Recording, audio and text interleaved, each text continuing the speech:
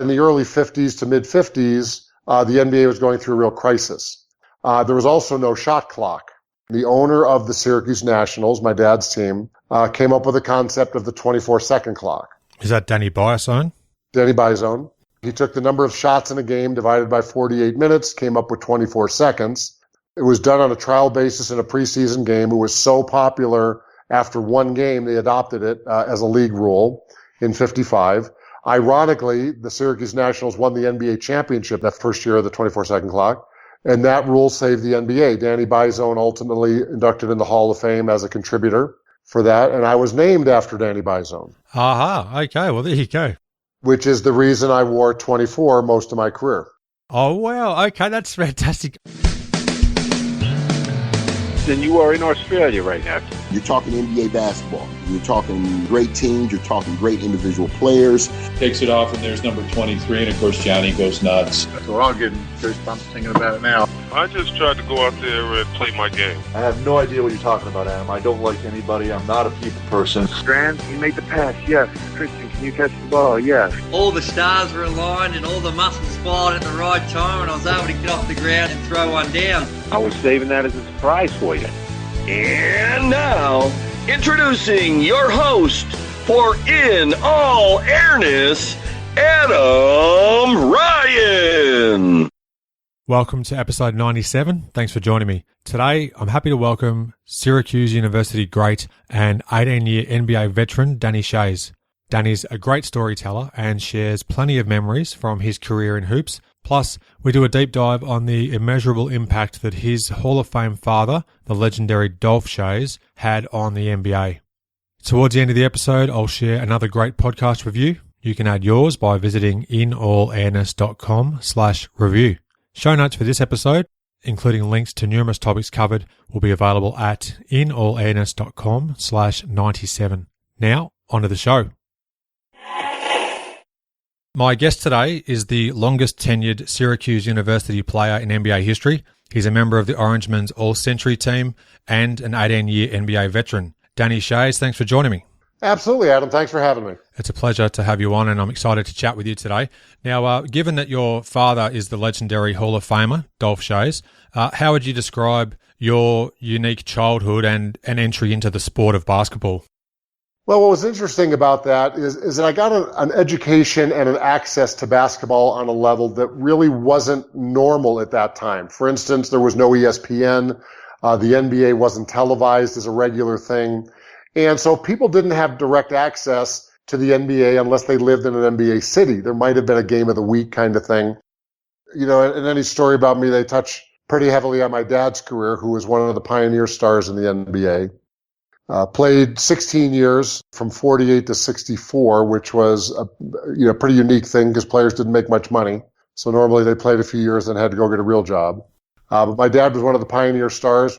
In his era, the NBA's all-time leading scorer, all-time leading rebounder, and made every honorary team, was in the NBA's silver anniversary team, the top 12 players of the first 25 years, and was one of the NBA's top 50 players as well. Incredible. So there's a lot of history there. And the reason I bring it up is because it does kind of color a lot of my experiences. One trivia piece that may be pretty interesting. In the early 50s to mid-50s, the NBA was going through a real crisis because they had two rules, and we don't have to get too deep into it, but there were two rules that kind of defined the game. One was if you got fouled in a non-shooting foul, you got one shot. So there's a one-shot foul and a two-shot foul. There was also no shot clock at that time.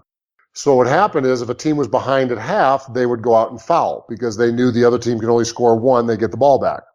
Then the team that was ahead said, well, we're not going to let that happen, so they'd foul back. And the league kind of dissolved into the free throw contest in the second half of games.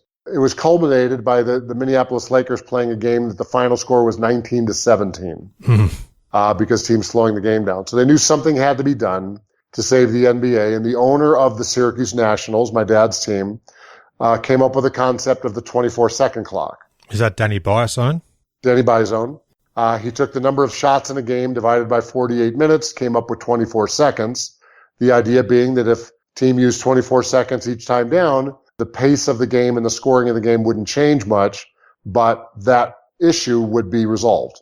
So It was done on a trial basis in a preseason game. It was so popular after one game, they adopted it as a league rule in 55. Ironically, the Syracuse Nationals won the NBA championship that first year in 55, and first year of the 24-second clock. And that rule saved the NBA. Danny Bizone ultimately inducted in the Hall of Fame as a contributor for that, and I was named after Danny Bizone. Aha, okay, well, there you go.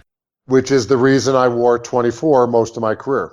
Oh, wow, okay, that's fantastic. There were only a couple times I didn't wear it. One was, unfortunately, in Denver. A teammate had the number, Bill Hanslick, so I was 34. And then when I was in Milwaukee, the first year, there was a player, Jay Humphreys, wore it, and then so I wore number 10. It was my 10th year in the league. Then he got traded, and so I wore it after that. So, but for most of my career, I was 24. You must have read my mind, because one of the things I'd like to ask later in the chat is the significance behind your jersey number. That might be the best answer I've ever heard. You briefly wore number 26 as well with the LA Lakers, if I'm not mistaken, based on Basketball Reference. What happened was all the numbers were retired. So George Lynch wore 24. 44 was Jerry West, had been retired. So there weren't many numbers left. So 26 happened to be my wife's birthday, so I ended up picking that. But like I said, outside of those occasions where it was untenable, my dad wore number 4. Yes. He always had some variation with a 4 in it, except for that 26 number. In Milwaukee, 4, 14, 24 were retired, and then 34, 44, 54 were all taken. There were no 4 numbers at all until Jay Humphreys got traded. Then I got 24. Oh, that's great. That's the best answer I've heard in terms of the reason behind a number. That's fantastic. And your name itself is based on the advent of the 24-second clock in some way too. Right. Thank you for sharing that. But I grew up with a very different experience. My dad started the second basketball camp in America. So when I was growing up in the 60s, it was an unusual thing to be able to go to basketball camp. These specialty camps were just starting to be popular. So I got a great basketball education. Was that alongside Bob Cousy? Yes, he and Bob Cousy started the first camps in the early 50s. And it was a 1-week-long camp, basketball only. So it was literally 10 hours a day on the court. You play 3 games a day. You'd have several hours of basketball training. And then free time to get individual instruction. It was a hugely intensive experience. And again, unheard of back in that era.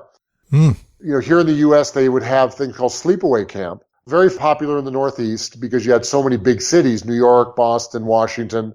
And so for, teenage or, school-age kids to be stuck in a big city for the summer was kind of a drag. So there was this whole culture around summer sleepaway camps, where literally kids would go off into these camp areas for 8 weeks in the summer. Some would be very sports focused, some artsy focused, some just, kind of different disciplines. And so my dad had the first concept, he and Bob Cousy, of a basketball specialty camp. They ran it for 1 week at the end of the summer. My dad actually ended up buying into a campgrounds, and I spent virtually every summer at 8-week sleepaway camp and then basketball camp. So I trained, sports and basketball all summer every year. And it was a really unheard of experience at that era. Oh, for sure. And it obviously paid dividends as well in terms of your development and your career as well. I didn't see my dad play. He retired when I was about 4 years old. But when I was a early teenager, he was the coach of an NBA team, the then Buffalo Braves, which is now the Clippers. They moved to San Diego and then up to LA to become the LA Clippers. But he was the first coach, so I got to be a ball boy when I was 10 and 11 years old. So I got to see all the stars of the time up close, working the visitors' locker room. Pistol Pete Maravich, Kareem Jabbar, then Lou Alcindor as a rookie. All the stars, and got to meet them and go to practice and see how NBA teams were run and be the official schlepper and rebounder. And then I actually grew up and played against Kareem for 8 years. It actually came full circle. But and then my dad was inducted into the Basketball Hall of Fame, so I had obviously inside access to that. And then just throughout his life, being part of all the kind of the insider experiences around the NBA, it just gave me a great basketball education. Very unique introduction to the sport, no doubt. I read somewhere that your dad was already well over 6 feet tall when he was barely a teenager. Were you of a similar ilk? Were you head and shoulders above your peers? Yeah, I was. I was actually taller than my teacher in 3rd grade. It was elementary school, so she was short 4'11", but I was still over 5 feet. Wow. When I was 8. And so they had to bring me a desk and chair from the high school because I couldn't fit on the kids' furniture. So, so I always used to go into the class and have the joke that they had my throne in the middle of the room for me to sit on, because I had this big giant high school furniture when everybody else was sitting at their elementary school desk. So it was kind of a kick back then. But because my dad was very famous locally, we lived in a relatively small town, and was 6'8", so everyone expected me to be tall. So it was never a negative in any way. It was a pretty well accepted thing that I was going to grow up to be a pretty tall kid. Well, according to the Post Standard in New York, when I was doing my research for our chat today, you play with Jamesville-DeWitt High School. The two towns, Jamesville and DeWitt, yeah. You led the Red Rams, I believe they were called. That was it. I've never actually seen a Red Ram. Oh, there have I, actually, now I think about it. That was us. In 1975, you won the division crown and also the Northern Conference title, including a 29-point performance in the final, which is fantastic. What sort of springs to mind from those years in high school and just overall your progression in the game, Danny? Again, growing up, Syracuse was where my dad played professionally. Was at that point kind of a college town, but even so, the Syracuse basketball program was not a major program at that time. So high school sports was a big deal. I was fortunate to grow up in a very competitive time, middle of the baby boom. So every house was full of kids. All the high schools were loaded with kids, and sports was a big deal in the Northeast. So growing up, we had a very fun, very competitive environment. And my high school was decent sized. My class was 380, so good programs. And what I remember the most about that time was we had very good rivalries. There was no state championship at that time. And so the county championship was a huge, huge deal. Growing up and then going through to my senior year, one of our rival high schools had one of the top quarterbacks in the country as a two-sport player. We just coincidentally had those years where both teams had really good players. It was public school, so you got what you got coming in.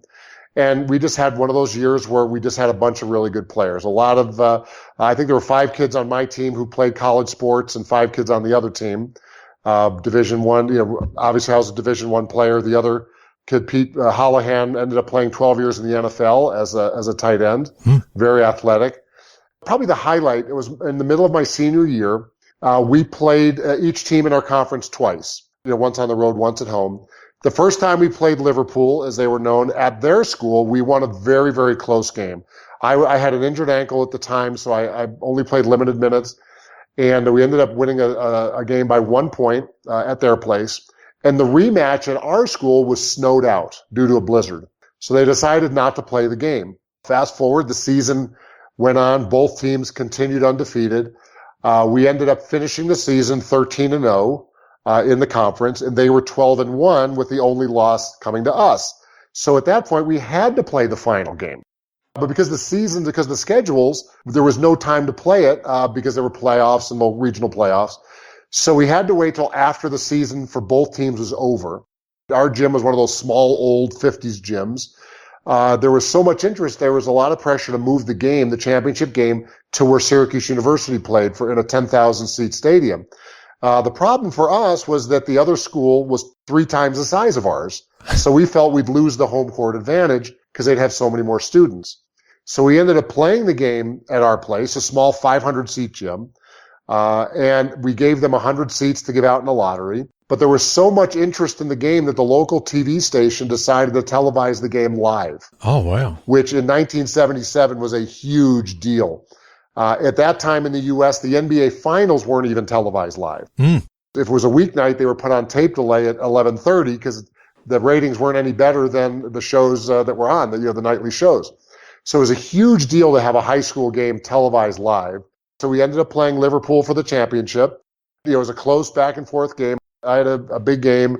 They ended up tying it with a half-court shot at the buzzer to send it into overtime. Oh, wow. Where we ended up winning, I think, by 3 points at the end.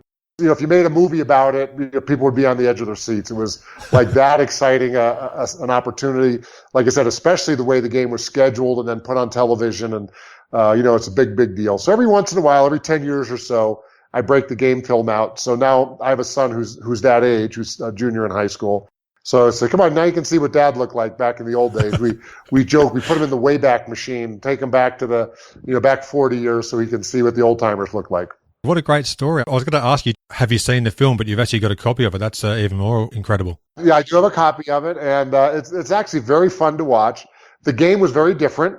There was no three-point line, of course, and there was no shot clock in high school at the time. So that's just starting to come into high school play now. So in our era, everything was inside. Teams used their post-up players, center player, and anything over 18 feet was a bad shot because there was no reason to shoot like a three-point length shot in that era. As a result, having a big center on your team was a huge advantage. So what we used to call inside-out basketball, where the ball would go into the center and then plays would run off of that, versus in today's game where everyone runs to the three-point line, and that's the dominant shot. So it was a very different style of play, but it's fun to look back and watch, what basketball, how we played 40 years ago compared to the top high schools in today's game. And we'd have fared pretty well. I mean, watching the game now, we played pretty good basketball back in those days. That's fascinating to hear. Thanks for sharing those stories too. Much appreciated. Now, if I got the timeline right, in July of 1977, you flew to Israel and played for Team USA at the Maccabiah Games? Maccabiah World Games, yes. And you won a gold medal, and you were coached by none other than your father, Dolph. I think you were 18 at the time. Right. You just graduated from high school. What was that experience like, and how did that impact your life going forward? What made that so fantastic, so just the brief history, the Maccabiah Games is essentially known as the Jewish Olympics. It's a sporting event that was started actually back in the 30s, naturally interrupted for World War II, but every 4 years, the year after the Olympics, Jewish teams from all over the world get together and compete in a multitude of sports, just like an Olympic event. There's opening ceremonies. They'll compete in 30 or 40 sports. As it's evolved, obviously that's grown. And you may have 50 countries sending teams in the different sports. So it has every bit of the camaraderie and the energy of an Olympic style event. It's actually the third largest sporting event in the world after the Olympic Games and the Pan American Games.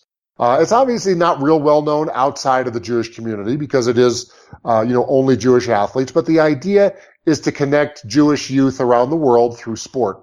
It's a fantastic organization. Like I said, they put on the games every 4 years in Israel.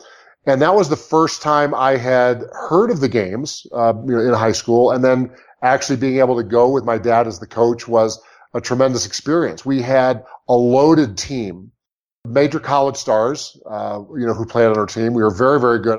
Even though I was, destined to the NBA, I was the youngest player on the team. There were two high school players. The rest were all mature college players. Two players had been drafted into the NBA. A player named Joel Kramer, who got drafted by the Phoenix Suns, and Luke Cohen, point guard, had also been drafted. So, a very, very strong team. But here's what made the trip so amazing. And looking back years later, it's even more amazing. In 1977, the pro team in Israel called Maccabi Tel Aviv, one of the strongest teams in Europe, for the first time in their history, remember at this point, Israel is only 30 years old as a country. It had been founded in the late 40s. This is now, like I said, the late 70s. And for the first time, Maccabi Tel Aviv broke through and won the European Championship. And it was an incredible experience for basketball in Israel and sport in Israel as a whole. And for the first time, Israel was really on the world map from a sports standpoint. Never considered a sports country, but this breakthrough, they beat all the best teams in Europe. They actually made a fantastic movie about it called On the Map. Their star player, ironically, is a player named Tal Brody, who grew up in the U.S., and in the 60s was drafted in the NBA, went over to play in Israel and decided to stay, became the father of basketball in Israel. So now fast forward 12 years, Israel is on the world stage. They win the European Cup, and we ended up playing them in the Maccabi finals. Because it was, the Maccabiah Games, the non-Israeli players weren't eligible. It was, to be on the Israeli team was only the Israeli players. But they had, probably 8 players from their European Championship team. We played them in the gold medal game, and it was one of the most exciting games I've ever been in. Sellout crowd at their stadium, 10,000 to watch the game. Went down to the wire. Both teams played great. We ended up winning it on 2 free throws with 3 seconds to go. Wow. Bedlam broke out. When you look at a time where Israel had just won the European Cup and then the brash Americans come in and beat them at the buzzer, it was kind of a torment for the Israelis, but a huge triumph for us, and just an incredibly memorable experience. But being able to tour Israel, to be there where all the history happened, was something that was a transformational experience for me. 4 years later, I went back as a college senior, had already been drafted by the Jazz. And at that point, the power structure had kind of flipped. We were the dominant team, won the gold medal easily, had a fantastic experience. After that, of course, played in the NBA, and using Olympic rules, pro players weren't eligible until the Dream Team in 92. And at that point, I was a mature veteran in the NBA, and I went back as a contributor and as a sponsor, but I let the other kids play. And then I went back actually a few years ago as a coach and coached one of the Masters teams. So I've had a fantastic experience going back and forth to Israel through this, this sporting organization and just having a fantastic connection back to Israel. First of all, I'll have to try and chase up that movie you referred to. What's it called? On the Map. It's called On the Map, yeah. It's an incredible story. Have you seen that final game in 1977? Was that telecast or that didn't go to air? I have never seen it again. No, I haven't seen any video of it. My guess is it might exist somewhere. I've never really asked. But Tal Brody, the star of the Maccabi Tel Aviv team that won the European Championship, we're still close to this day. He lives in Israel full time. He's actually a goodwill ambassador for the country. So he's in the U.S. all the time. I see him at the NBA All-Star events, all the Israel sporting events, and still have a great connection to the organization. That's really great. And also, I believe you've had numerous family members since as well who've actually participated in those games too. 3 generations, yes. Obviously my dad coached. I played. I have 3 nieces who played volleyball, a nephew who ran track. Next year, my son Logan will play in the Open Games again. So 2021. He'll be graduating senior in high school. So we're going to stick another generation in there. Fantastic to hear, Danny. Great stuff. Now, you ultimately selected Syracuse as your college of choice. However, I did read that USC was definitely in consideration too, and I'm sure that colleges across the country, particularly, I guess, given your pedigree, must have been seeking your signature. What was the recruiting process like before you would end up signing with Syracuse? Well, the teams that ended up being my final 3 was Syracuse, Princeton. They had a fantastic coach by the name of Pete Carrill, and he and my father were very close. He's a very old school, rough and tough kind of coach. My dad very much respected. And then Wake Forest in the ACC was the third choice as far as that final group. Ultimately, it came down to looking back at it. I made an emotional choice to go to Syracuse because I had something to prove. My dad was a big star there, and they had a star at the center there, Roosevelt Bowie. When I ultimately went to school there, it was because the concept of playing a twin towers, 2 centers, or a center and a tall power forward, was just being revolutionized by University of Kentucky, the national champions. So when I went to Syracuse, the idea was to kind of go to a twin towers setup at Syracuse. We tried it a few times. It actually worked very well. Ultimately, our coach didn't go with it, so I ended up, being kind of the backup center instead of, twin towers power forward. But ironically, when I finally got the opportunity to start as a senior, led the team in every category, ended up being drafted, 13th pick, the second center picked in the draft, and ended up with the longest career of any player ever from Syracuse. So it turned out pretty good at the end of the day. Absolutely. Looking back, if I had gone to Wake Forest, I would have started in the ACC as a freshman. If I'd gone to Princeton, I would have started there as a freshman. At the end of the day, I still kind of go back and forth. Should I have gone away from home and branched out in a different way? I'm still very connected to the program. 40 plus years later, my coach, Jim Boeheim, is still there, the longest tenured coach in college. So I still, a full-time radio broadcaster. I have a daily talk show that I do for the ESPN station in Syracuse. I do the pregame shows for the basketball games. As things turned out, it worked out very well. I've got no complaints. It's great to hear that you're still involved with the program and doing plenty of things in basketball to this day. Now is as good a time as any, I guess, to talk briefly about your father, the legendary Dolph Schayes. Sure. Quick overview of his amazing career, and these stats are courtesy of basketballreference.com. He's a 12-time All-Star and a 12-time All-NBA selection. 6 of those were first-team nominations. He was an NBA champion in 1955 with the Syracuse Nationals, which are now known as the Philadelphia 76ers. Right. He's got career averages of 18.5 points, 12.1 rebounds, and 3.1 assists per game. And he was honoured as one of the NBA's top 50 players of all time during a halftime ceremony at the 97 All-Star Game in Cleveland. Right. He passed away, sadly, in 2015. He was age 87. We could easily really dedicate an entire episode to your father, but what are just a few of your fondest memories, either on or off the court, of Dolph? Memories I have of him as an NBA professional are really as an NBA coach with the then Buffalo Braves.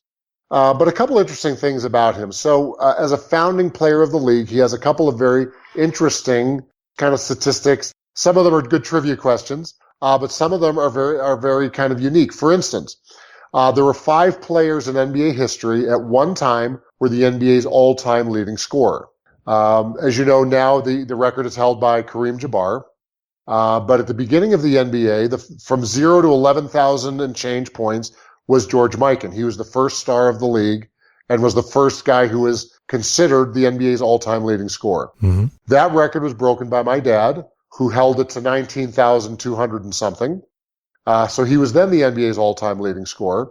His record was broken by Bob Pettit, who is the third all-time leading scorer. I should ask you this for your trivia research. And then that record was broken by Wilt Chamberlain, who is, in his era, the NBA's all-time leading scorer. And then Kareem Jabbar broke that record and holds it to this day. So interestingly enough, Michael Jordan, LeBron James, Kobe, none of those guys ever were the NBA's all-time leader. So my dad was the second person to hold that distinction. As you mentioned, he was an all-star 12 years. The only reason it was only 12 was because they didn't start the all-star game till his 4th year in the league. Oh, right. And he came in 48, and the first all-star game was in 1951. So he played in the first all-star game. This is a very cute side story. So for my dad's 80th birthday, had a big family party, and the NBA sent us a highlight reel from NBA Entertainment for some of his great highlights. And back then, Converse was one of the big sponsors of the video. Obviously, it wasn't video back then. It was all on film. And they used to, in the movie theaters, instead of movie previews, they would show sports highlights or news highlights back then. The famous announcer, Marty Glickman, another Syracuse grad, was doing the voiceover, and they sent us a highlight of the first All-Star game. Wow. And it opens up, and here's the opening tip. Bob Cousy gets the ball, throws it ahead to Schayes, who scores. And we all looked at each other, and we went, was that the first basket in All-Star history? And nobody knew. So we played it back, and that was the first All-Star game. That was the opening tip. And so I told my dad, I go, that's the first basket. He goes, no, that can't be true. So we watched it again. And he didn't know that he had scored the first basket in All-Star history. So I called the guy who runs NBA Entertainment, a very good friend named Charlie Rosenzweig. And he didn't know either. Like, they had never, put it all together. So that year, in 2011, was the 60th anniversary of the first All-Star game. It was in LA at the Staples Center. So one of the timeouts, they played the highlight back in history. Here's the first basket in All-Star history. My dad got a nice ovation. It was just a great experience. Wow. But that was ironic. Nobody knew he had scored, even himself. He didn't know he scored the first basket in NBA All-Star history. That is fantastic. What a great story. Thanks again for sharing that.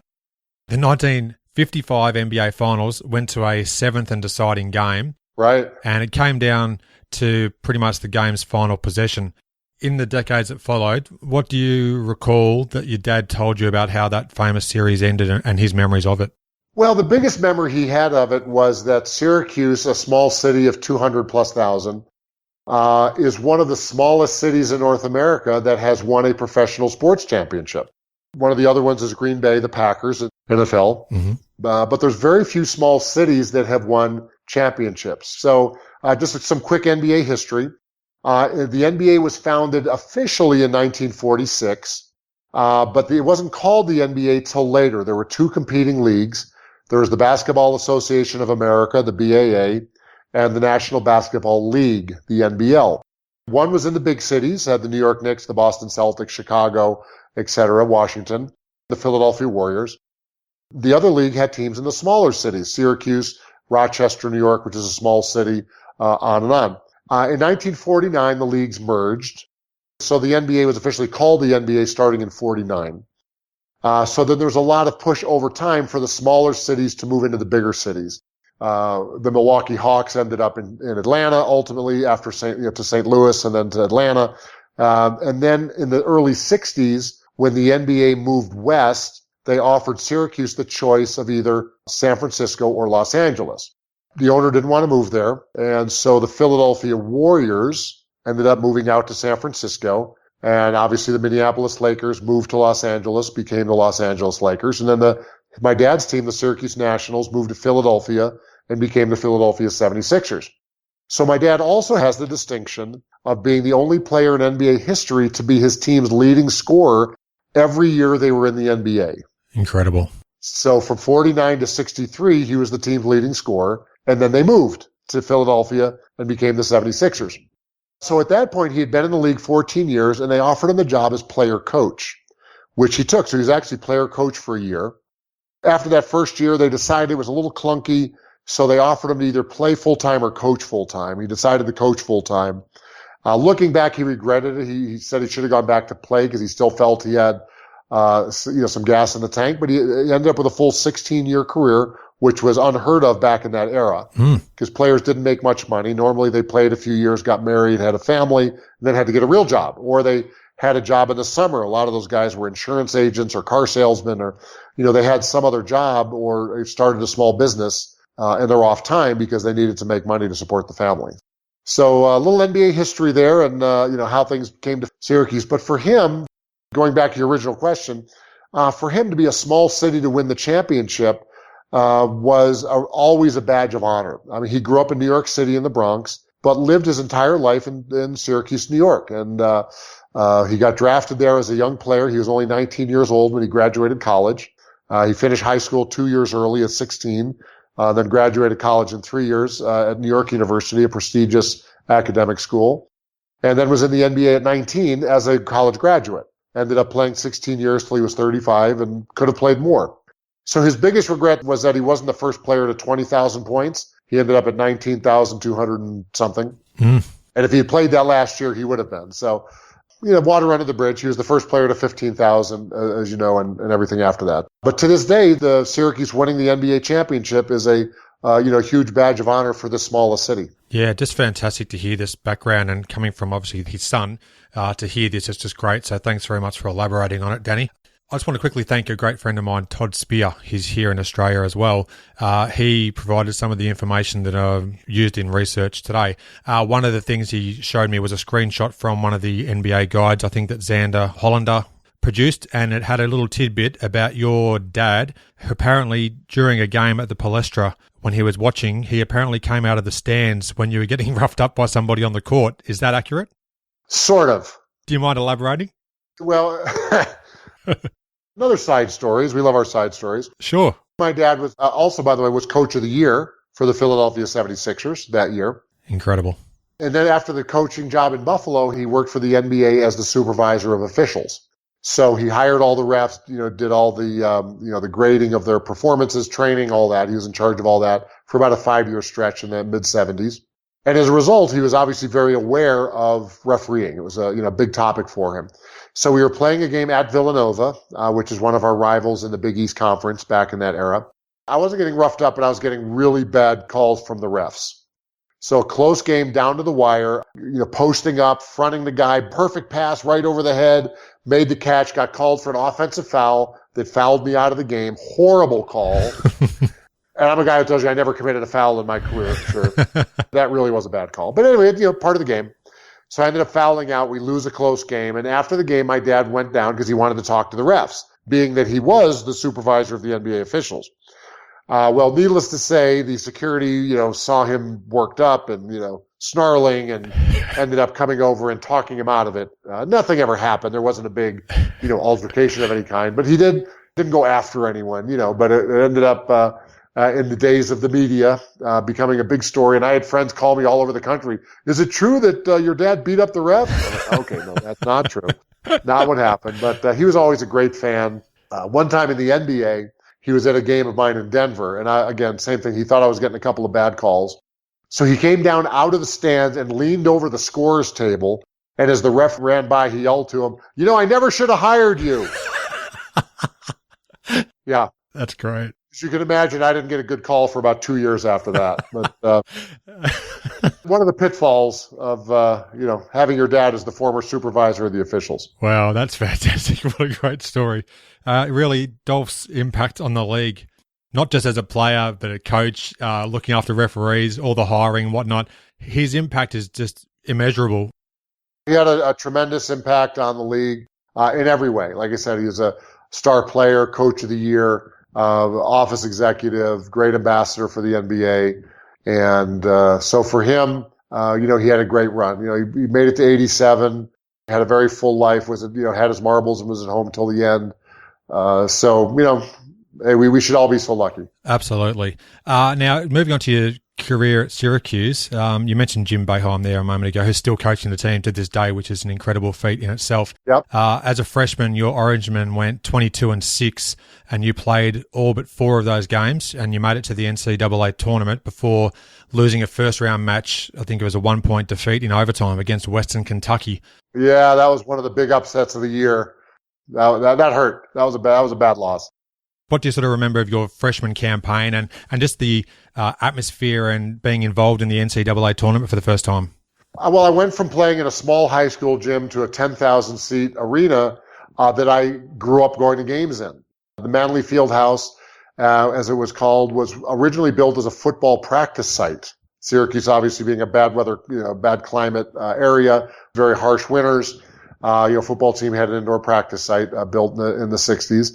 And originally it had a dirt floor because, again, for football. So when they played basketball games, they rolled out bleachers. The court was elevated. It was about 4 feet off the ground. And I used to love going to the games as a kid, from being 10 years old on. And I remember sitting there kind of chin on the court, watching the games and being able to go to the practices. The coach before Jim Boeheim became a friend, a guy named Roy Danforth. So I grew up watching the Orange play from a little kid. Then now I got to play, for them in that stadium. It was completely redesigned by then, converted to a full-time basketball arena. But what made it really special, it was perfectly round and the court was dead in the center. So it echoed and reverberated. So it was a much louder building than you would expect from the size of it because of that. And it was a super exciting place to play. The end of my junior year, we had a 57-game home winning streak.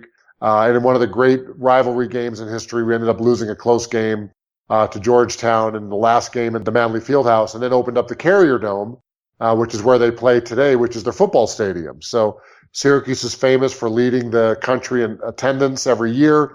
The big games, Duke, North Carolina, will sell out 35,000 plus. I was one of the few players to play in both the Manley Fieldhouse and the new Carrier Dome. So that part was very exciting. But that freshman year, we had an NBA player, Marty Burns, and young Roosevelt Bowie and his classmate Louis Orr. They were known as the Louis and Bowie Show. So we had a very strong team. All those years through were, we were top-ranked teams. And again, getting a national TV game was a big deal because there was only like a game of the week. Being a top-rated team, periodically we'd get that national game, and it was, like I said, a super exciting time to play. Yeah, that's great. Some great memories there. As a sophomore, Syracuse went 26-4. You missed just one game and made it to the second round of the tournament this time. Right. We'll skip ahead to your junior year, though, and that's the same season, I believe, that you joined the Big East Conference. Right. What was it like to transition from, I think, an independent team to being part of a Big East Conference, which obviously became very well known and imposing over the years? Sure. Again, going 26-4, you played in every game as a junior. Yeah, well, so quick history of the Big East. Sure. At the time, the Atlantic Coast Conference with North Carolina State, Duke was not yet a power, but that conference was really the power conference. And then, of course, there was back then, I think it was the Pac-8, then the Pac-10, the Pacific Athletic Conference, which was UCLA, who obviously was a dynasty in the 60s, and some of the great teams, Arizona, Oregon State. Back then, the Pac-8, then the Pac-10, and the ACC were the dominant basketball conferences. Periodically, the Big Ten with Indiana would kind of jump through, but Indiana was really kind of the heart of that conference. But the Northeast had all the best basketball. There was just never a conference in the Northeast. The athletic director at Providence, a guy named Dave Gabbett, had the idea to put together the Big East schools in a basketball-only conference and called it the Big East. The timing was in that year, ESPN, the sports network, was founded in 1979, and they were looking for something to put on. I mean, it was a brand new television station. They didn't really know what they were yet. So the Big East was founded, and we started out as a national conference because ESPN put on Big East games being housed in Connecticut. put on Big East games every week. And so the teams that went in, most of them were basketball-only schools like St. John's and Villanova, Georgetown. Syracuse was one of the few with a football program. UConn, University of Connecticut, Seton Hall. None of those schools had football. It was a basketball-only conference, and the teams they gelled immediately. But it took one more year to get all the schedules cleared up where we could make it a real, full-time conference. So even though it was founded in 79, 80-81 was the first year they had a conference championship, which was my senior year. Uh-huh. And then, the Big East grew so quickly. By 1985, just 4 years later, they had 5 teams in the final 8 and 3 teams in the final 4 of the NCAA championship. And the Big East took over college basketball immediately. So 80-81 was really the first year that's considered, the real Big East. We had a little bit of a down year. Roosevelt, Bowie, and Louis Orr had both graduated. Louis ended up playing a little bit in the NBA. Roosevelt played a very long career overseas in Italy, mostly 17 or 18 years overseas. So that first year, we had a little bit of a transition year. We started out about 500, but then we rallied at the end of the year. And the first Big East tournament, the conference tournament, was played in Syracuse because we had the big stadium. And a few years later, it would be moved permanently to Madison Square Garden. But the first couple of years, it moved around. And so the first Big East tournament, again, we were in the middle of the pack of the league, ended up winning our way through and played the championship game against Villanova. We ended up winning the game in triple overtime, still considered one of the top games in Syracuse history. And what was so fun about that game is that it obviously was on television. Not a huge crowd, only about 17,000 at the game. Only about 17,000. As the game kept dragging on, people joined in. They were watching it on TV, and they all would, oh, no, that's another overtime. More people would watch, and you could see, the entire city stopped. And I remember I went to a restaurant after the game, and when we got there, there was 200 people in the bar and nobody in the restaurant because everybody had been watching the game. And nobody would go to their tables when their reservations were called because the game was so exciting. So I got to the restaurant and I got the first table because everyone was so excited we were there, got a nice standing ovation, a great escort to the table. And people were happy to give up their tables because it was such an exciting win. And it was really funny. Like I said, the bar in the restaurant was packed, everyone watching the game, but nobody was actually eating in the restaurant. What a great story. So that was your senior year. You had a terrific individual season and you led the team in scoring, rebounding and blocks, almost 15 points over 8 boards and 2 blocks per game. The team went 22-12. You started every game. And as you mentioned, you were Big East tournament champs. And that victory against Villanova was 83-80. Apparently, from what I've read, you scored 9 of your 15 points in the overtime periods. Right. Another guy from your team, Leo Routens, all but secured the win on a tip-in with about 3 seconds left in the third overtime. Sort of. A very exciting game. I ended up being player of the game for the TV broadcast. So Leo tips the shot in with 3 seconds to go to give us a 2-point lead. And at the time, there was no 3-point shot. It hadn't been put into college basketball yet. But Villanova still had a chance to tie. For their great coach, Raleigh Massimino, called a timeout. Turned out they were out of timeouts. So it was a technical foul. And being the best free throw shooter on the team, I, was given the task of making the free throw. If I make the free throw, we're now up 3, games clinched because there was no 3-point line. There was no chance of them scoring 3 points in 3 seconds. So I went to the free throw line, obviously made the free throw, game was clinched, and we went off. But it was actually down to that final, mistake timeout that Villanova called, and that's what it took to clinch the game for us. Incredible finish. Throughout your NBA career as well, you shot above 80% from the free throw line. You're very sound fundamentally throughout your career, but what do you credit that great free throw shooting percentage to over the years? Well, going back to the earlier conversation, growing up essentially at basketball camp, I had a fantastic fundamental base. Even by NBA standards, my fundamentals were exceptional because of my experiences when I was little. My dad actually led the league in free throw percentage in his era, shooting 90%. And so it was very much kind of a thing. I knew I was just going to be a good free throw shooter, like I had to be. Yep. Some guys don't take it that seriously. For me, I want to get as many points as I can. I don't want to give any away by missing free throws. So I always worked very hard to be a very good free throw shooter because, like I said, that's why they're free. You might as well take them. Absolutely. Going back to your final season in college, in a controversial decision, Syracuse were overlooked for the NCAA tournament. Right. And instead played in the 1981 NIT, which was the first time the school had played in that tournament final in its history. But you fell ultimately short in overtime, 86-84 against Tulsa. Right. But the game prior to that, I read with interest, in the NIT semi-final against Purdue, you seriously injured your ankle in a bizarre sort of accident pre-game. Can you elaborate briefly on the injury and what impact it had on you going forwards, Danny? Sure. I'll back up just a little bit. So as I mentioned, we were the first Big East champions, but it was still the first year of the conference. And at that time, the NCAA tournament, which was the major tournament that crowned the national champion, was smaller. It was only 32 teams. So getting in was a big deal. And most of the major conferences, there were fewer than today, had automatic bids. But because the Big East was a new conference, they wouldn't get their automatic bid until the next season.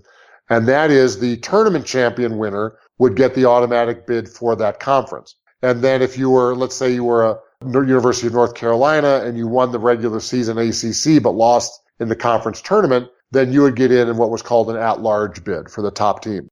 Because our regular season, we were just, we had peaked at the end of the year.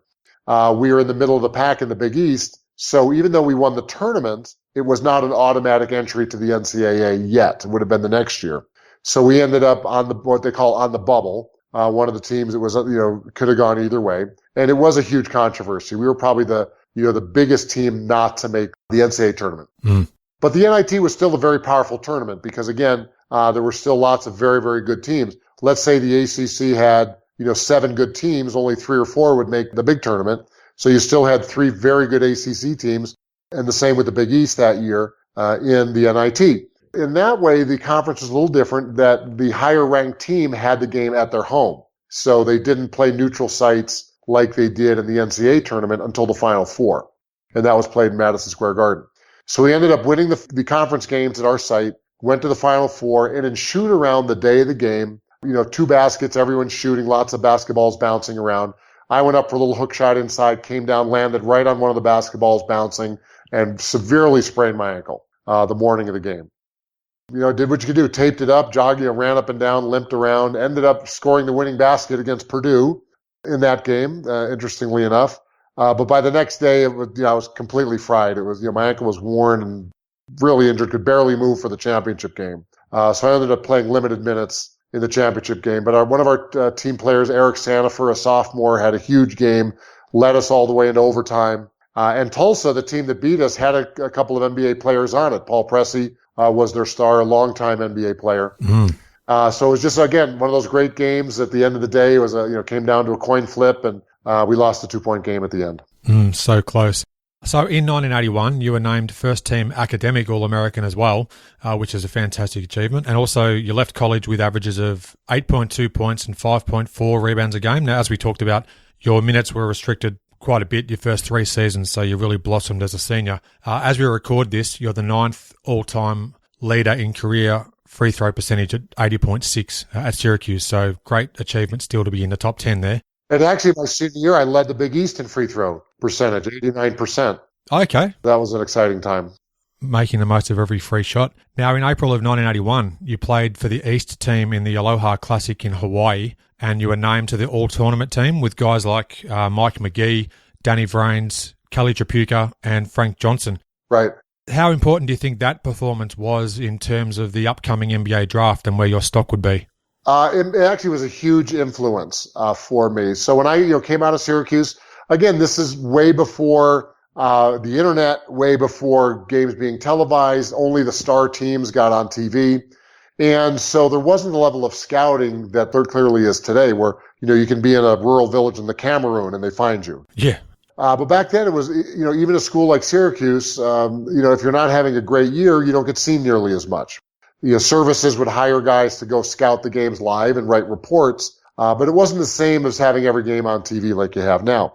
So I was not an unknown, but unknown against the top players because, again, I hadn't been a starter against too many of the top players. But in the Aloha Classic, which was the #1 senior tournament at that time, I was able to play against the top centers in college at that time. And every team was loaded with guys who ultimately became NBA stars. So it was, a very good tournament. Guys like Tom Chambers, who was a perennial all-star. You mentioned Danny Vrains making the all-tournament team. Kelly Tripucka, all-star. Frank Johnson had a long career with Phoenix and Washington.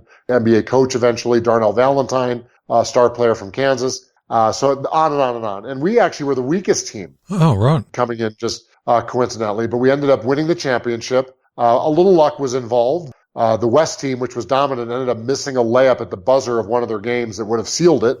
And we ended up beating them, in the standings. So we not only won the tournament, but Mike McGee and I, from our team, made the all-tournament team. And right then I catapulted from who knows where to the second center in the college draft. So it was a huge deal for me to get drafted at that time. The Utah Jazz selected you with the 13th overall pick, and I read a June 3rd article from 81 that said you were chosen as one of the 10 players to appear at the draft. What was that draft day experience like, and how did it feel when you heard your name called? It was a super exciting time. Again, coming to the draft was a relatively new thing. Obviously today the draft is a spectacle, national TV and all that. But back then it was a big deal to be one of the players invited to actually go to the draft. They were the players pegged to be the top draft picks. And, nobody wanted a guy sitting there to the third round. Back then there were 10 rounds of the NBA draft. Now there's only 2. What's interesting is that when the Jazz drafted me, they were one of the teams that I had no contact with. Oh, right. I did an interview with them. I went out and interviewed with the Lakers, with a few other teams before the draft, so they could get to know me personally, that kind of thing. And obviously that process is way more advanced today. But the Jazz I had no contact with, so it was a little bit out of the blue. I actually expected to be taken by Portland, the Trailblazers, or maybe 1 or 2 picks later, because their coach, Jack Ramsey, played a very thinking man's game and thought I was a good fit for that. But the Jazz selected me, and like I said, out of the blue, ended up moving out to Salt Lake, some pretty severe culture shock, going from, Jewish kid from New York State to, going out to Salt Lake City in the early 80s. I might as well have gone to the moon. What was a great experience for me is the team was kind of down at the time. We only won 25 games my rookie year, but I had a great play experience. I had super teammates, great guys to play with, had some budding stars. Darrell Griffith, Dr. Duncanstein was on that team. Adrian Dantley became a leading scorer in the league, was on that team. So we had some good players and developed. And so I got to play there for my first about year and a half. And then I got traded to the Denver Nuggets. And at that point, my career really took off because I was now a, mature veteran who really understood the game better and was able to, really thrive with the Nuggets. We'll get to Denver in just a second. Just a few quick stats about your time in Utah.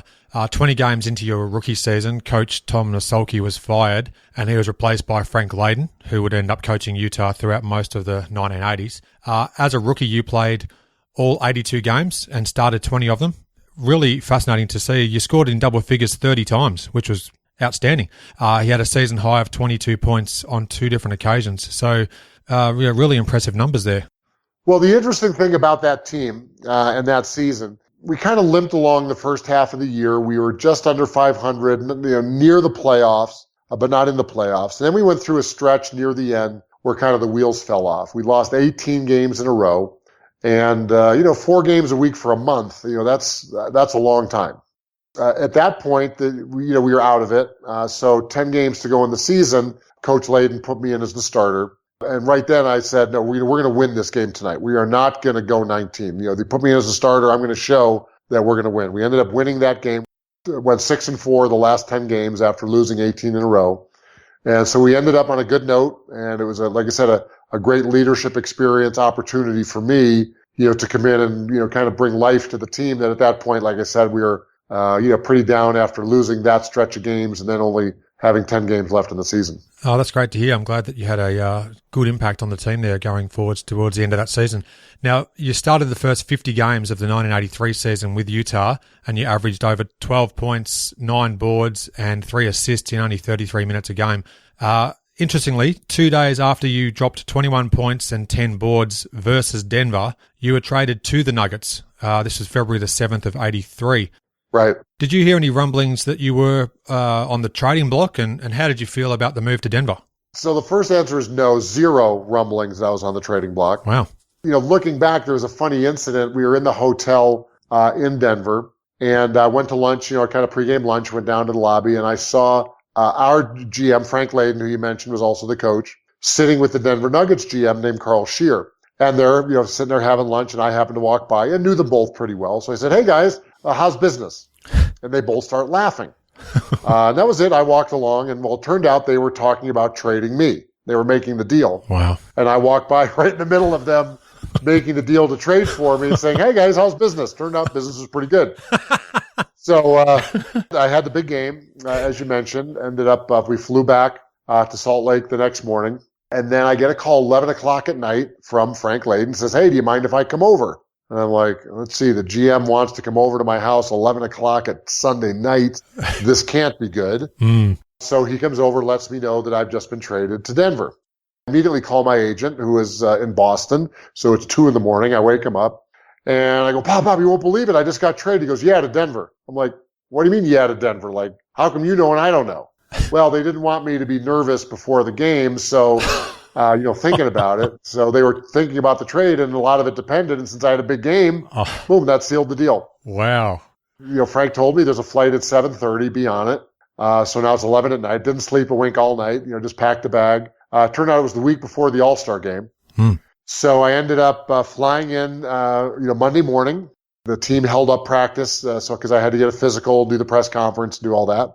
Had practice in the afternoon, got on a plane to fly to San Diego to play the Clippers the next night. And by then I was fried. I hadn't slept in a day and a half. So I fall asleep on the plane. I wake up and I'm looking around, and there's Kiki Vandeweghe and Dan Issel. And I'm like, who are these guys and where are we going? And I went, oh my God, I've been traded. And I had no idea where the plane was going. We just got on it. So we played the Clippers on Tuesday, flew home, played on Wednesday, and then it was the All-Star break. So I immediately went back to Salt Lake, packed up my car. They had a guy drive it out for me. The funny part was that I flew in. We had one practice and then went on a 2-week Eastern road trip from Denver. So I didn't even have an apartment yet. So one of my teammates, a guy named Mike Evans, had just been picked up from the minor league on the Saturday, the game that I played there. And he had just moved into a place. So we made a deal. I threw all my stuff in his living room. And I let his then girlfriend at the time borrow my car to look for a job. So we went on a 2-week road trip.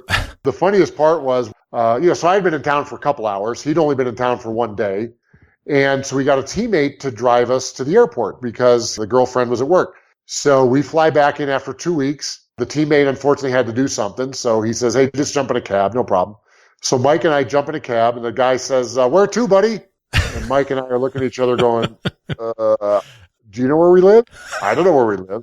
Neither of us had a clue where the apartment was. He'd only been there 1 day. I'd only been there an hour. And that was 2 weeks ago. So poor Mike and I were looking around like one of those comedies, like, and there was no internet, right? There were no Google Maps. So it turned out, luckily, I had kept the business card of the rental agent and it had the address on it. So we were able to make it home finally. What a transition. Those are the good old days. That's hilarious. I love that. I really appreciate these stories, Danny. That's so good. So Denver would finish the season 45-37, and that was good for a number 6 seed in the playoffs. Yep. You upset Phoenix 2-1 in the first round before losing out to George Gervin's San Antonio Spurs in the Western Conference semis. So what did you make of that first experience of the NBA playoffs? From an upgrade standpoint, the Denver team was way ahead of where we were at Utah. Utah got better. They drafted John Stockton and Karl Malone, the 2 years following, so they pretty quickly got to be a high competitor for us.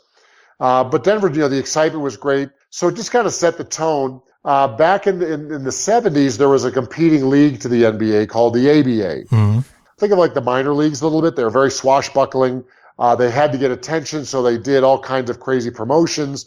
They put in new rules. That's where the 3-point line was discovered. That's where the dunk contest was done. And the ABA was a very different style of play, where the NBA was thought to be kind of very staid and boring and fundamental based. The ABA was wide open, high tempo, flying dunks. They had the red, white, and blue basketball as their trademark.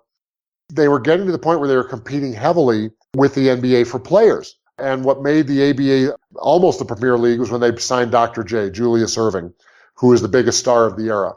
And so in 1976, the NBA was kind of tired of competing, and they bought and merged the ABA with the NBA. So there were 4 teams of the ABA that made the transition into the NBA. One of them being Denver. San Antonio was another one. The other 2, of course, Indiana Pacers and the New Jersey Nets. Then there were the New York Nets on Long Island. And so in those early years, 81, 82, 83, there was still a heavy ABA influence. You mentioned George Gervin, who was an ABA star. Dan Issel, the star of our team, was an ABA star. Moses Malone, if you know some of these names, were all ABA stars. Dr. J, who came into the NBA. And with them, they brought eventually the dunk contest, the three-point line, and the high-tempo style of play. So when you talk about Denver and San Antonio playing in a series, it was very much like the old ABA style, very run and gun, very high scoring, super exciting. They had, star players. Artis Gilmore was a Hall of Fame center. George Gervin, you mentioned, Hall of Fame guard. Very, very tough team to play. And, and in that era, like I said, that close to the ABA merger was a super exciting time. Incredible time. And there's some fantastic highlights on YouTube. If you sort of search them out enough, you can see some great highlights. I think the dunk contest you referred to back in 1976 was actually held at Denver. That was the ABA dunk contest where Dr. J dunked from the foul line. Yeah, correct. And then the follow-up to that, interestingly enough, was the 1984 All-Star Game back in Denver, and that's where they rejuvenated the dunk contest.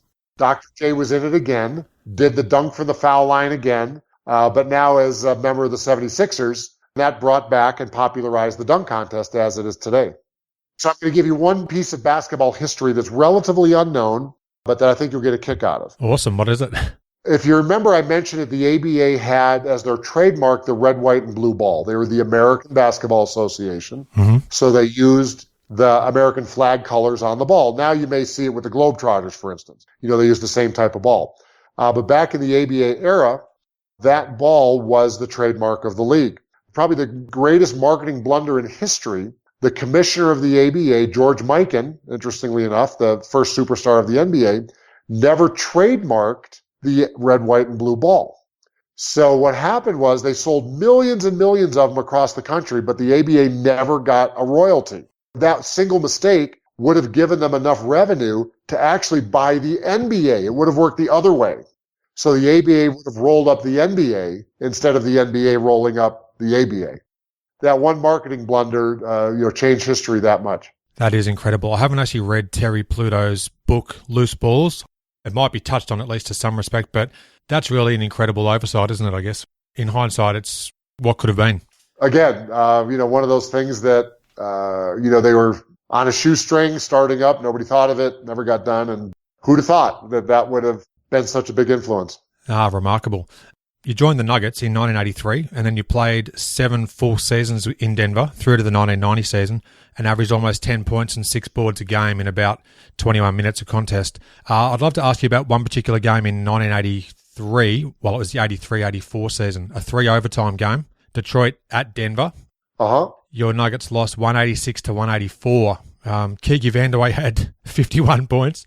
Alex English had 47 and Dan Issel 28. You scored 11. And for Detroit, Isaiah Thomas had 47 points. John Long 41 and Kelly Tripucka had 35. Incredibly, each team only attempted 2 3-point shots, which is probably the most remarkable thing about the game. What do you actually remember about that amazing highest scoring game in NBA history, that 3 overtime epic?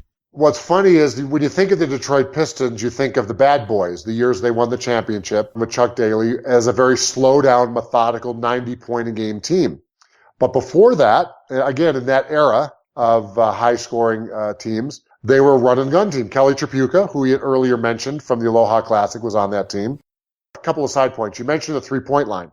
The three-point line was added to the NBA in 1979, and at that time, it was thought of as a shot of last resort. You only shot a three-pointer if you were, down 5 with a minute to go and you had to get back in the game. It was never considered to be a regular shot that you would take in the game. So there weren't very many long-range shooters. 20-footers was a long shot, and this was 3 feet beyond that. And so that's why there were so few taken. But it shows you when you play a super high-tempo game, we played what we used to call hot potato basketball. That means it passed without touching the floor. Like you got it like it was boiling hot and you passed it quickly to the next guy. Yep. And we used to talk about move the ball, move the people.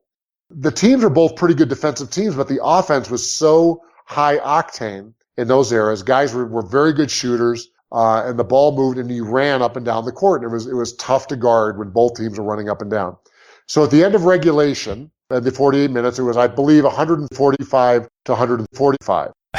And throughout the entire game, nobody ever got a big lead. I don't think anyone even had an 8-point lead throughout the game. It was just back and forth and back and forth. The guys making shots. Everybody was hot in the game. And teams were defending. You're getting pissed off. They're scoring easy. So, making shots. So, guys were guarding, but everybody was just on fire, making shots. And you'd think in overtime, right, the game would slow down. But, do the math. In the 15 minutes of overtime, it was 41 to 39. And in every overtime, we went into the last 30 seconds with the lead. We ended up losing the game, I think, on a couple of free throws at the end of the game. It was, again, one of those coin flip games that, just went down to the wire, and one call here or there made the difference. I remember years later, I watched part of the game. The NBA had a cable channel, NBA TV, and they played some of the classic games. And I was just marveling at how well the teams passed the ball and moved and cut and hit the open guy and made shots. And, it was just a very, very well played game. I mean, it was just you hate to be on the losing end of one of those classic games. It was nothing but just a super exciting game. Classic is a perfect description for it. The full game, I believe, is available on YouTube as well to watch. I think it's the Detroit telecast, though, so it's George Blaha and whoever he was commentating with. They're a little bit biased, to say the least, towards the Pistons. Exactly, saying all the nice things about the Pistons. Exactly right. Now, your 1985 season was the deepest run that you had in the playoffs. The Nuggets disposed of San Antonio and your former team, Utah, which I'm sure was probably satisfying, before running into the buzzsaw that was the 1985 LA Lakers in the Western Conference Finals. They'd go on to win the NBA title over the Boston Celtics. Right. Was it great to defeat Utah on the way to the Lakers matchup? And what sort of memories do you have playing against that super talented Showtime team? The way the NBA was at that time, there's a lot of talk in today's era about dynasties. In today's era, you had the Warriors winning everything. Obviously LeBron James going to the finals with his teams every year. But that's nothing new. If you go throughout history, the Minneapolis Lakers were the first dynasty, winning the 3 first NBA titles. The Boston Celtics in the 60s won everything. There's the Jordan Bulls, that if Jordan doesn't retire, they win 8 in a row. They won 3. Jordan retired, came back. They won 3 more. And then in the 80s, the Celtics and the Lakers were the 2 dominant teams. And because of the way the schedules were made, the schedules were weighted by the teams in your conference. So they're heavily in your division. You played every team 6 times. The other teams in your conference, you played 5 times. And the teams in the other conference, you only played twice, once home, once on the road.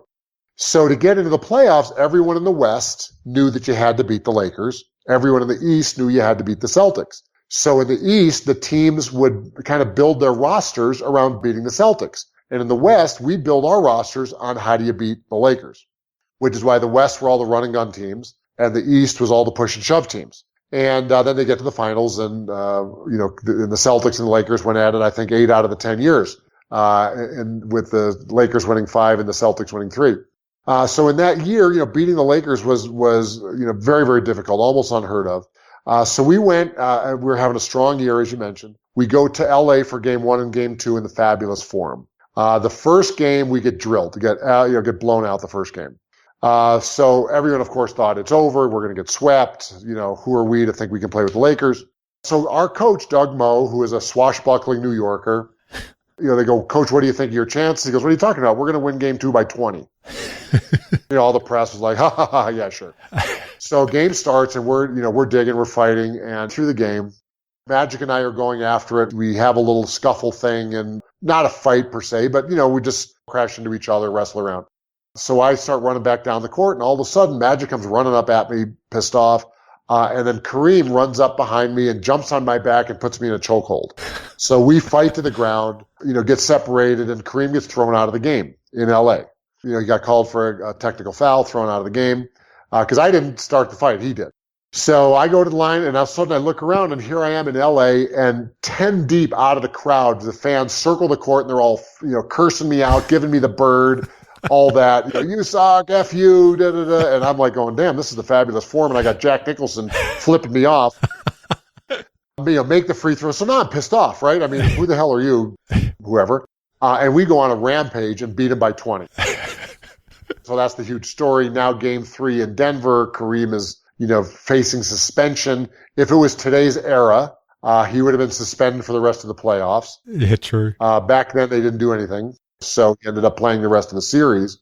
We ended up losing a close game 3, and then game 4, we were ahead going into the last play. Loose ball came off the rim, missed call by the ref. They get a bad tip in at the buzzer. They sneak out with a win, and then we end up losing the series. But that tip goes the other way. It's 2-2 going back to LA, and it's anyone's series because we had big momentum. But they ended up winning that series. It was a crazy fought series. And years later, near the end of my career, I got traded to the Lakers as part of a salary cap deal. That's right. And while I was there, Magic Johnson took over as the coach. And we were always friendly competitors. My style of play was great with Magic. That was one player especially I would have loved to play with. So Magic takes over as the coach. That was his HIV situation. Mm-hmm. And we were sitting in the locker room one day, and he used to talk about how the only team besides the Celtics he feared in the NBA was us. Wow. Was the Denver Nuggets, that high-flying team that that was the team they dreaded playing, and they felt lucky that they won that series. Magic and I are good buddies to this day, even though we were, like I said, friendly competitors for all those years. It was a great time to be in the league. You had Bird Magic, then you had Jordan come in '84, Akeem Olajuwon, and it was the era of the centers. We used to joke that's when dinosaurs ruled the earth. Every team had great centers. The game was played completely inside out, where the centers, controlled the tempo. You think about it. When I came in, he had Kareem Jabbar, Moses Malone in his prime, Robert Parrish. Right after that, you had Patrick Ewing and Akeem Olajuwon and Ralph Sampson. Alvin Adams was an all-star. Tree Rollins would have been a superstar in today's era. You had Rick Schmitz at 7'4". You had obviously Mark Eaton. David Robinson. Just said on and on. There were 10, 20,000 point scorers at the center position at the same time when I was in the league. We talked about Artis Gilmore in San Antonio. Bill Walton, had been in the league at that time. So just an amazing time to be a big at that part of the career. Just moving on, in 1986, you lost the Western Conference semifinals to the eventual NBA finalists, Houston, who got bounced by Boston in the finals. And in 87, you were ousted in round 1 against the Lakers, who would go on again to win the title. Your best individual season was arguably 1988. It was also the franchise's best regular season record of 54-28 in that decade of the 80s. And you also won the Midwest Division title. And your averages were almost 14 points, more than 8 boards a game in just under 27 minutes a night. So your scoring average also improved to over 16 points a game during the 88 playoffs. You made it to the Western semis. Can you talk about your excellent play given the absence of a few key players on the Denver roster? Sure. Well, what was interesting about that is, my stats with Denver had gone up every year, and we were a team loaded with offense every year. We led the league in scoring at around 120, 125 points a game for most of that decade. One year I think Kiki Vandeweghe, Dan Issel, and Alex English were all in the top 5 in the league in scoring at the same time. Incredible. And usually teams will put out stats. They'll say, well, when this guy scores 30, the team's record is 27-14, or when this guy does whatever. Well, our stat was when Kiki, Dan, and Alex combined for 90 in the same game, and that was like almost half the games. Yeah. Because when you're scoring 120 to 140, it wasn't unusual for us to have a 45-point quarter at the tempo we played. So I kind of became a bigger part over time and ended up kind of working my way into the top 5. Like I said, we were loaded with scores. At that era, I was like right on the verge of being an all-star. So I was like in that next kind of group up and coming, hitting my prime 6 to 7 years in the league. But the following season, I ended up having ankle surgery. I had bone spurs in both ankles, missed a big part of the year. So kind of got a little bit derailed at that point. Came back. It wasn't a serious thing. But it was, to do it in the middle of the season and then have to try and come back during the season is always tough. And then the following year, the team disbanded. It was 89-90. Kind of that run had happened. Dan Issel had retired a few years before. Alex English was now in his mid-30s. I was in my early 30s. And so the team disbanded. I got traded to Milwaukee, and it was just a different situation. I wasn't a good fit for that style of team. And so then you mentioned the year in Phoenix, 94-95. We were the dominant team in the league. Charles Barkley, Kevin Johnson, Danny Manning and I came in the same year with Wayman Tisdale as free agents and really put us over the top. We were the dominant team. And then Danny Manning tore his ACL about the midpoint of the season and took us from being the number 1 team to like in the top group. We ended up playing Houston in the playoffs in the second round. And that's the year Akeem Olajuwon went crazy. He dominated David Robinson after that. But we played him tough. We were up 3-1. We lost game 5 and game 7 at home at the buzzer, both games. And if we had got by Houston, which we should have, like I said, that was a coin flip. We felt we had a run to the championship. We had David Robinson in San Antonio. Then it ended up being Orlando in the finals, when Shaq was a young player, their first year going to the finals. But that's the year we were really poised for the championship. That was a tough way to end the season, and but great experiences. Great teammates. A huge amount of fun playing in Phoenix, which is one of the premier cities to play in. Every game was sold out. Super exciting, and they've since added an NHL team and a Major League Baseball team. But at that time, it was just us and the Cardinals, so the football team. So it's every game was an adventure in Phoenix. Thanks for sharing all those stories. Just one last question about Denver, if you don't mind. Sure. In terms of scoring, your NBA career high came in the 89 season. It was on February the 4th of 89, to be precise. You exploded for 37 points versus your former team, Utah. And best yet, the Nuggets had a 127-126 win. Do you actually recall that game? And was there any added motivation behind that offensive outburst? Well, as I mentioned before, I was never the first option because we were always loaded with scores. So typically my highest scoring games were games in which somebody was struggling. They weren't getting a lot of production, or maybe somebody was in foul trouble and I was getting extra minutes. And in that game specifically, we had added Walter Davis to our roster, the superstar from Phoenix, who got traded up with the great two guard. The funny part about that game is that Mark Eaton, who is the all-star player for the Jazz, and I were great friends. We were actually roommates my second year with the Jazz. He'd been drafted as the backup center. And I used to joke, I made him a star because I got traded, so he got to be the starter. So Mark and I had lunch in the hotel that day. And, most of the team was around, guys who I was very friendly with. So Mark and I are out having lunch. And then later, I have the big game score 37 because, again, we had a couple guys struggling, and Walt Davis ended up hitting a corner shot at the buzzer to win it. It was an incredible game. And then Mark told me later that the whole trip back, he was getting brutalized, thinking that, he and I made some deal at lunch that he's going to let me score a bunch of points and, I'll pay him money or something because it takes me to lunch and then I drop 37 on him, So poor Mark was mad at me for the whole next year. I love it. Mark's a former guest on the show, actually. He's a great guy to chat to. And also I've had Kelly Japuka, who I've talked about a few times as well. He's previously guested on the show too. So, yeah, some great memories have been shared there. But that's a fantastic effort to score 37 points in a game. Just a couple of quick questions to round things out. Danny, you've been really generous with your time. Thanks so much. In the lead up to our chat today, I actually asked you about a vague memory I had of a TV spot that featured you involving a swimming pool and a diving board. It was in the recesses of my mind somewhere, but thankfully for me, I wasn't going insane. Do you mind just elaborating a little bit on this? It was a piece that actually aired on NBA Inside Stuff when you were with the Milwaukee Bucks. The NBA had a magazine show called Inside Stuff. It was a half-hour show on Sunday. Again, this is before social media and all that, so that was one of the ways the NBA put out stories, human interest stories about the players. I had married an Olympic springboard diver who was named Wendy Lucero at the time, and she was training for the next Olympics.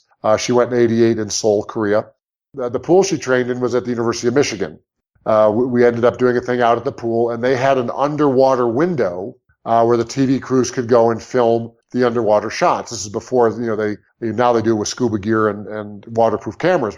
We did a little bit where I went off the diving board, and they filmed it after me, going in the water, and then I mouthed, their opening tagline was something like, "And that's the inside stuff." So they did the voiceover with all the bubbles coming out of my mouth, and it was a pretty cute piece. And then they did a feature on me and Wendy going on the diving circuit. Her big season was the summer, so it was very compatible. I would train with her, go with her in the off season and help train. So a very cute bit that we did. I was an excellent cannonball guy. I can imagine. So I do have a long history of going off the board. Some big splashes involved there, I'm sure. Exactly. We'll round out your career. You played with the Orlando Magic for your last 3 seasons in the league. 2 of those years you made the playoffs. How was that run in Orlando, which would be your final NBA stop after 18 seasons? We had a great run there. That was actually the year that Shaq left Orlando and went to LA for the Lakers. I was brought in as the backup center that year to Felton Spencer, who was the starting center for the Jazz at the time. Felton didn't work out, and so they brought in Ronnie Cycli, my Syracuse compatriot. We didn't play at the same time, but Ronnie was also a Syracuse grad, played most of his career in Miami with the Heat. So he and I were the centers there. By then I was one of the older players and actually became the oldest player in the league. Played till I was 40. And then halfway through my last year, Ronnie got traded to New Jersey. And so, ironically, here I was, became the oldest starting player in the league. And, as I mentioned, Shaq left as a free agent and left under very disharmonious circumstances, we'll say. It was a bad divorce. Mm-hmm. He ended up, burning a bunch of bridges on his way out of town, and and the fans kind of half chased him out of town. Very tough time. And as I mentioned earlier, remember, because he was in LA, they only came once a year to play in Orlando. So the first year they came back, he had broken his thumb, and so he didn't play in the game. So that was the big revenge game that he came back. He never played in that one. Year 2, it's near the end of the season in April. It is the game of the week, Sunday game of the week, the big, revenge match, the grudge match of Shaq coming back from LA to Orlando for the first time. The day before the game, they trade Ronnie Cycli to New Jersey, and I am now the only center on the roster. So, oldest player in the league, playing against Shaq in the revenge game in Orlando on national television. So, as you can imagine, the game was a complete spectacle. The whole pregame show was like lamb to slaughter, right? They thought that Shaq was going to get 100 and tear the rims down and burn the building on his way out.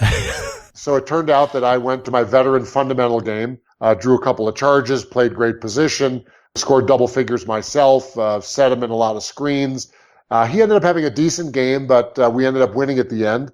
Nick Anderson drilled a three-pointer to win it. And you would have thought we won the NBA championship. The place went crazy. And the funny part was, by the second half, the entire announcing team, which was Isaiah Thomas was the color guy, Bob Costas, all they were talking about was me dominating Shaq. And it was funny how much it had turned around. And, because I was giving Shaq kind of fits. And then he came back, got a little hot at the end, but we ended up winning it. Probably one of the great games in Orlando Magic history. Is that the game where Nick Anderson then mimicked Shaq's run as he went down the court afterwards? Yep. When he ran down with that was the play. And the funny part was, if you look at the play, we're running a screen down. So I'm screening down for Nick coming off as our great shooter. Eddie Jones is guarding him, 6'7", really good defender. It's near the last play of the game, and I'm setting the screen like you wouldn't believe. I'm saying Nick's getting open. And I set this monster screen. Eddie Jones had to run around, gave Nick enough room to just catch and turn and make the shot. And after the game, he came up to me and he said, I never had to look at Eddie Jones because I knew that you set the pick, I was open. Oh, great. So if you watch the play, he breaks open. He's got 3 steps on Eddie Jones, who tries to close out, but gets there just in time to watch Nick drill the 3. Again, a hugely satisfying, not only win, but a great play between teammates. We could talk forever about all this sort of stuff. You've been so great with your time. Thank you very much. A couple of quick things to finish off. You were named to the Syracuse's All-Century team, I believe, in the year 2000. Yep. And then you've been inducted to the Jewish Sports Hall of Fame in 2014. Plenty of other honours. You're currently doing a radio show with another former Syracuse grad, Atan Thomas. Right. Called Centers of Attention, one of the great names of a radio show if I've ever heard one. What other things keep you involved with the game these days?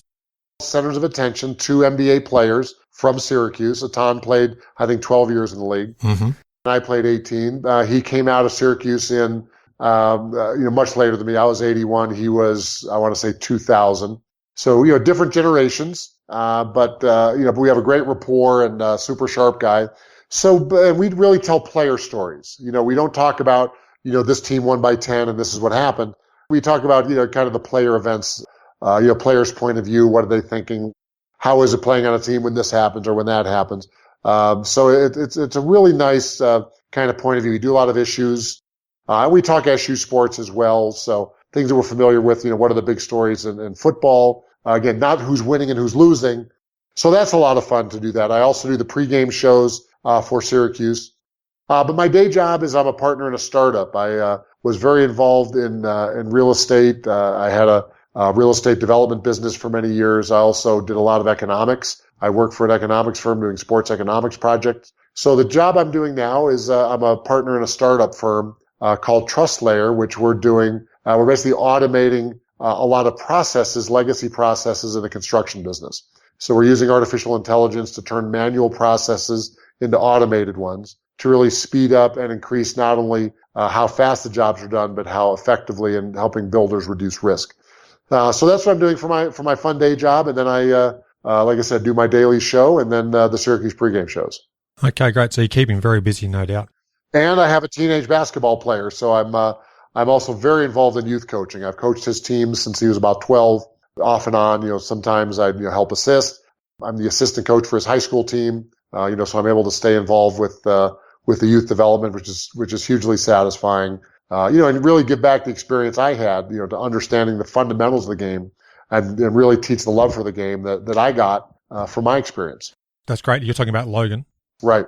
I'm sure I saw Logan on a YouTube clip interviewing LeBron James for Sports Illustrated Kids. Would that be right? You did. He was a reporter for Sports Illustrated for Kids for a year when he was 12. So he got media passes to the All-Star game, interviewed all the All-Stars. He interviewed Mark Cuban on the set of the Shark Tank. Wow. Jim Boeheim in his office. Did a lot of great events. Charles Barkley on the TNT set before the games. He interviewed Barry Zito, the Cy Young award-winning pitcher, in the dugout for the San Francisco Giants when they were at spring training in Phoenix. A great experience for him. He actually is going to be writing a book about that. So I'll tell you the quick funny side story is, as I mentioned, my wife was an Olympian. Mm-hmm. So in 2012, we all went to the London Olympics. And because she was a former Olympian, she ended up having access to the Olympic reception area called the USA House, where a lot of the former Olympians or the current Olympians, when they're in the city in London at that time, can meet with sponsors or just have a place to go rest and relax during the day if they're on tours, whatever. So we went there to watch opening ceremonies, and Apollo Ono, the famous speed skater, the short track speed skater, was there because he was doing TV. So we watched the opening ceremonies, and we went and met him because Logan had only known him from Dancing with the Stars, really, when he won that. So we got to say hello, and they were both about the same height at the time. He's kind of a little guy, 5'6", 5'7". When I teach Logan when he meets a lot of celebrities, because he naturally does, I say ask a life question, as a way to start a conversation. So he'd ask, for instance, like, who is the best mentor you had, or what piece of advice did you get that you still use today? Like, what success principle do you still use in your life today? So he asked Apollo Ono that, and Apollo Ono says, hard work is a myth. Consistent hard work is the key. You have to improve every day. You can't just work hard once in a while. And the key to success is you have to do something every day to achieve your goal. Now, we told him that 50 times. But when Apollo Ono told him, he goes, "Oh, you won't believe it. Apollo Ono just told me he did it." And he can recite to this day the exact conversation. And we're like, well, duh. I mean, so the idea was born that, kids listen to other people more than their parents. So we started this project of him interviewing famous people with these kind of issues to put together, like a success manual for kids. And we called it Logan's Heroes. That's clever. There's a famous TV show in the U.S. in the 60s. Hogan's Heroes. Called Hogan's Heroes. It's kind of familiar. Yep. For the names. And that's how we ended up getting the Sports Illustrated for Kids gig, because it turned out that a buddy of mine, another Syracuse guy, is the editor for SI Kids. So he said, great, we're going to make him a reporter, and he's going to go do some of these stories. So he went around the country and did all these major interviews, and now he's in high school, and he's ready to put it together in a book called Logan's Heroes, and we'll see about getting that project done.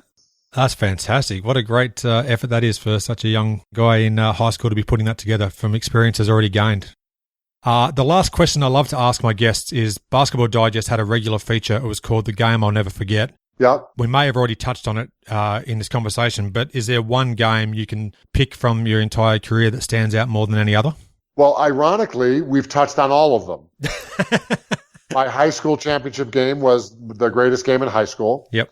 The Maccabi gold medal game in 1977 was my greatest international game. Both the 186-184 game and the Shaq and Orlando game were probably the highlights of the greatest game for my NBA career. And the triple overtime game in college. There you go. We've actually talked about, the 5 greatest games all came up in our conversation. Fantastic. Well, Danny, again, it's been a real thrill to have you as a guest on the show. Thanks for making yourself available for this period of time. I hope we can do it again sometime in the future, but until then, all the best. Absolutely. Thanks, Adam. Thanks for listening. I welcome your interaction with the show. You can suggest topics or guests you want to hear conversations with. You can leave a voicemail. simply visit inallairness.com/voice, click Start Recording, leave a message, and press Stop. You can even listen back before submitting. Press Send, and you're done. Time to share another great review from a fan of the show. Thanks to Joe on Apple Podcasts Australia. It's titled Brilliant, short and succinct, and it reads, Amazing podcast, a comprehensive record of everything Jordan-era Bulls. Thanks very much, Joe. Much appreciated. Worldwide, the show now has 118 ratings on Apple Podcasts with an average of 4.5 stars. Thanks for your continued support. If you add a review, I'd love to read it out on a future episode. Your ratings and reviews are one of the best ways that you can support the podcast. If you enjoy the show, please do tell your basketball-loving friends about it. As I love to say, your word-of-mouth recommendations are worth their weight in gold. Stay up to date with my podcast and subscribe to my monthly email newsletter. You'll receive exclusive details on upcoming podcast episodes, future high-profile guests to appear on the show, and more. Simply visit inallairness.com/news. You can subscribe to my show in various ways. Search for In All Airness, 3 words, on your podcast app of choice. The show is on Apple Podcasts, Spotify, Google Podcasts, Overcast, Android, Pocket Casts, and more. Thanks for listening. I hope you enjoyed the show and share my web address with your friends and colleagues, inallairness.com. Check out the podcast archive for plenty more episodes with high-profile guests. Follow me on Twitter at inallairness. Please add your like to the show's social hub, facebook.com/inallairness. Join me next time for another edition of the show.